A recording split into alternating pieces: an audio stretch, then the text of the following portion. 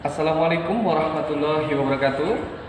Kembali lagi bersama Ustadz Munawar di mata pelajaran biologi. Mari kita belajar bersama.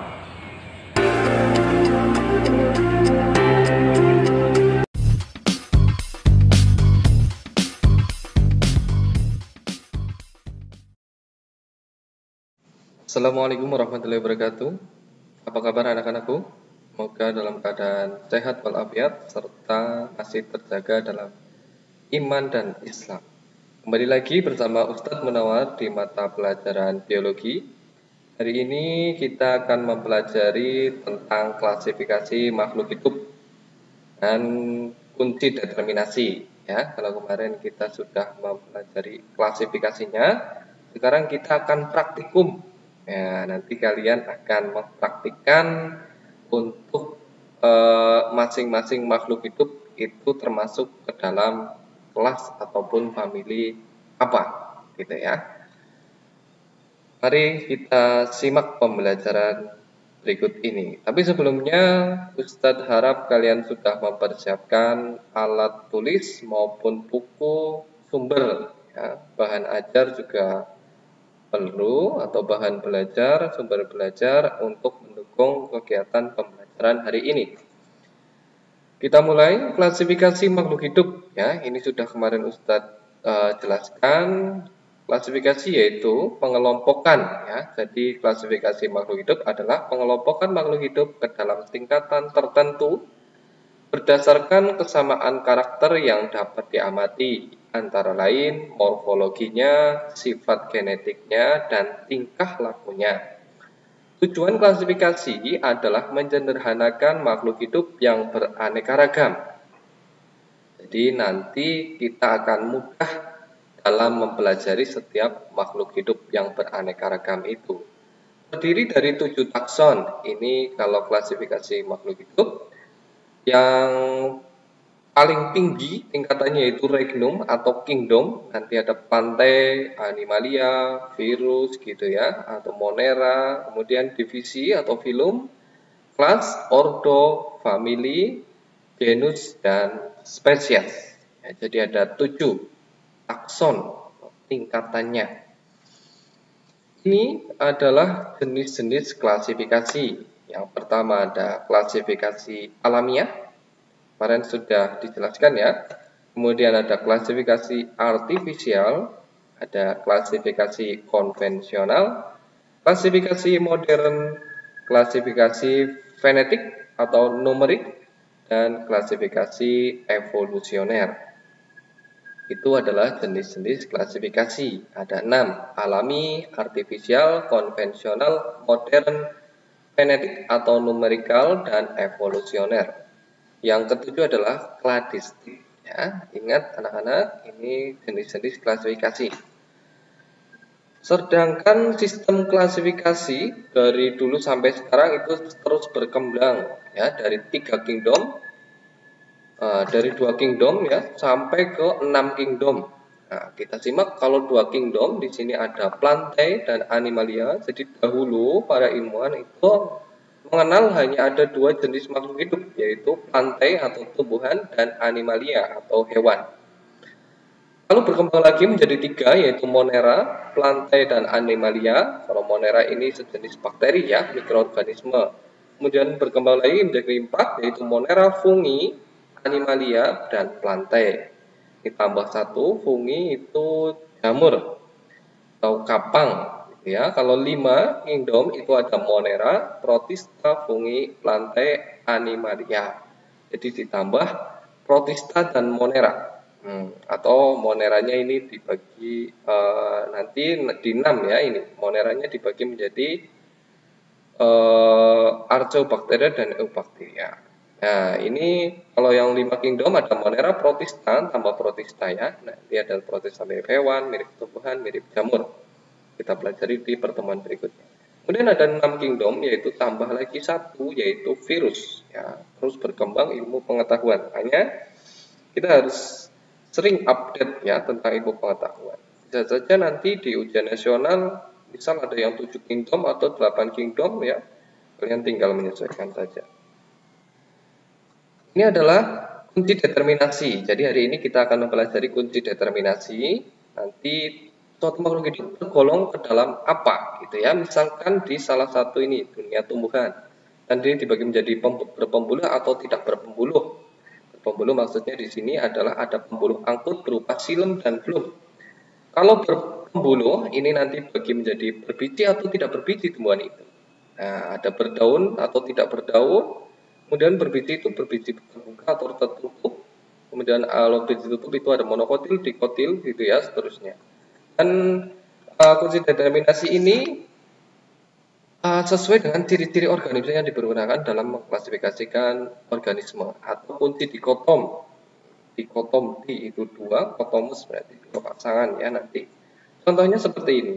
Jadi nanti Ustadz akan berikan lembar kerja peserta didik. Kalian akan mengamati salah satu tumbuhan atau dua yang ada di sekitar rumah kalian. Jadi nggak usah pergi jauh-jauh. Ada juga hewan nanti ya. Kalau yang hewan beda lagi kunci determinasinya. Ini kunci determinasi untuk tumbuhan. Kita simak. Misalkan Ustadz menemukan satu jenis gini ya, misalkan ini adalah tanaman melinjo atau jagung aja deh. Jagung misalkan, kita ingat menentukan kunci determinasinya gini. Di nomor 1 dulu. Jagung itu atau tumbuhan ini itu memiliki spora atau tidak? Tentu ya, kalau jagung itu tidak memiliki spora. Kalau yang memiliki spora itu adalah jamur. 2, berarti tumbuhan tidak berspora. Maju, kita lihat ke 1B. Nah, tumbuhan tidak spora, 1B. Yang kedua, kemudian tumbuhannya berbatang jelas atau tidak berbatang jelas, gitu ya. Kemudian berbiji tutup atau tidak. Ini yang lebih lengkapnya seperti ini. Misalkan tadi jagung, kita mempunyai akar, batang, dan daun, mempunyai akar, batang, dan daun. Nah, kalau jagung berarti mempunyai akar, batang, dan daun. Berarti di B ini. 1B pindah ke nomor 2. Nah, di 2. Akarnya tunggang atau serabut. Tentu saja jagung itu akarnya serabut. Ya, kita lihat akarnya ini serabut. Berarti ke 2B. 2B lanjutannya kemana? Keempat ya. Kita lihat keempat. 3, nggak usah Ustaz, nggak usah lah. Karena ini tidak ada ya petunjuknya. Jadi keempat. 4 itu ada bentuk daun menyerupai pita atau bentuk daunnya tidak menyerupai pita. Kalau jagung itu menyerupai pita, ya. Jadi ke angka 7. Kita lihat angka 7. Tulang daunnya sejajar atau menyirip. Nah, jelas sejajar ya. Jadi pindah ke nomor 8. Berbunga atau tidak berbunga. Kalau jagung itu berbunga. Pindah ke nomor 9. Daunnya pelepah atau tidak pelepah. Daunnya berpelepah. Jadi ke 9. Namanya adalah jagung itu masuk ke dalam ordonya rumput-rumputan. Gitu ya. Kemudian ini. Misalkan nanti ada yang meneliti tanaman di depan rumah gitu ya. Ada pinus ya, ternyata di depan rumahnya ada tanaman pinus. Kita lihat, pinus itu memiliki akar, batang, dan daun atau tidak? Memiliki ya, pindah ke nomor 3. Nomor 2, sorry. Mempunyai akar, batang, dan daun, pindah ke nomor 2. Akarnya tunggang atau serabut? Pinus ya tunggang ya. Tunggang ini ya, bukan tunggal, sorry.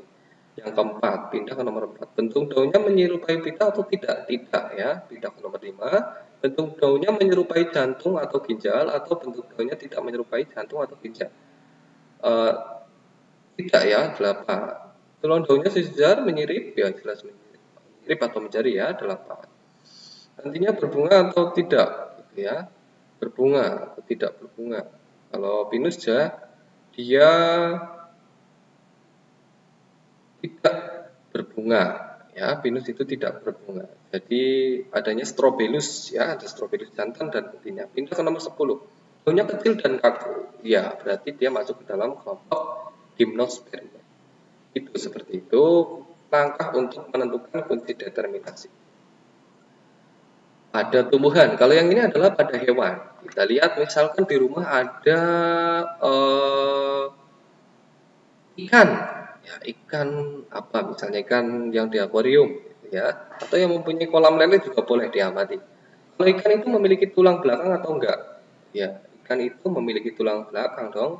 Jadi pindah ke nomor 2. Memiliki kelenjar susu atau tidak? Tidak. Jadi ke nomor 3.